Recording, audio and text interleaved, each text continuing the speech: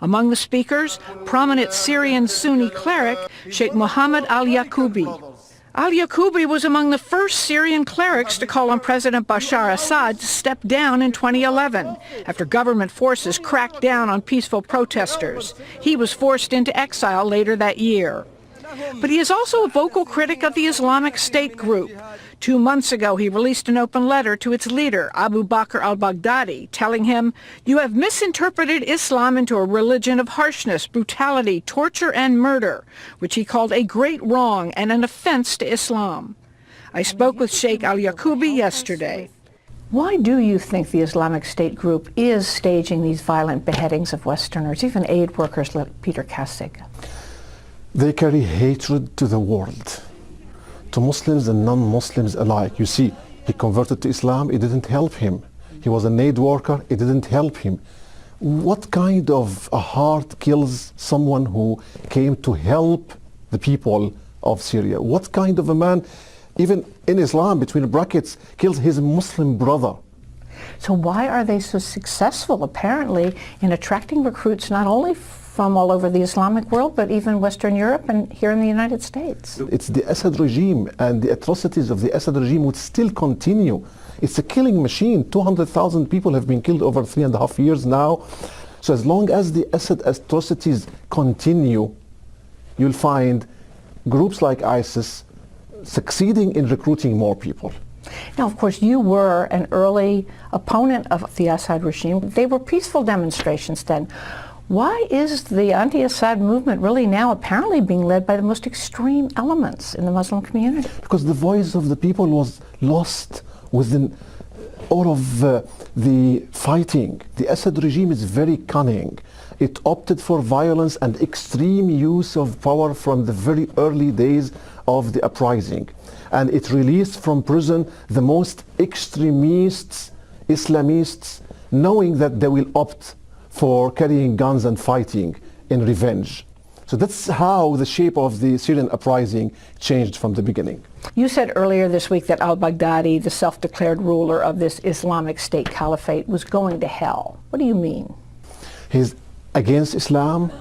He's non-Muslim according to the Muslim standards because he's allowing people to kill Muslims, referring to the Book of Allah, wrongly using religious texts. This is anti-Islamic. He's going against God. He's going against the Messenger of Islam, Muhammad, peace be upon him. If he repents and come in a court and defend himself, he won't have any one single verse of the Quran to defend his opinion in killing innocent people. What will this hell look like? For him? Yes. Hell for him. God knows what type of punishment he's going to receive for this savagery which has never been witnessed in modern history. You know, in Islam, we have never seen any group as extremist as this group. This is the most dangerous and serious group that existed ever in the history of Islam. It constitutes a threat not only to the Syrians or to the region, but to the whole world. Muslims and Islam carried mercy to the world. And this is totally against the very nature of the message of Islam. What would you say to young recruits and would-be recruits? I mean, are they headed for the same fate? Well, first of all, they should not be lured by any propaganda that the Islamic State is waging through the internet especially. So joining al-Baghdadi is an act of sin, is an enormous sin, is an act of crime. It's a crime against humanity. You're distorting the image of the very religion and the very God you're worshipping. Now, you got more than 100 Islamic scholars of some prominence to sign this letter.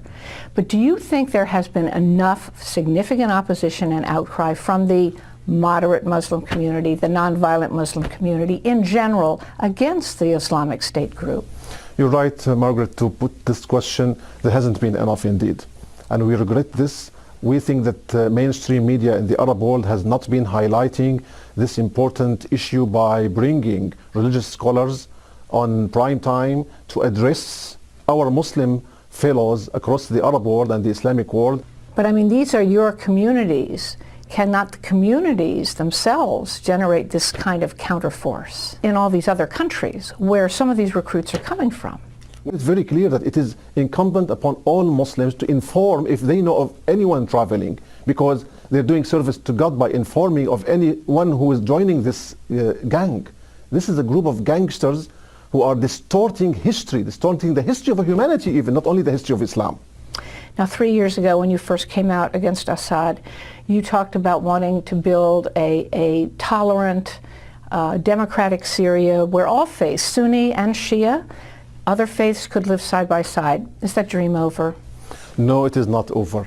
The moment Assad is toppled, you'll see that 70% of those people who are fighting now will lay down their weapons and they'll go back to their homes to reunite with their families and rebuild the country.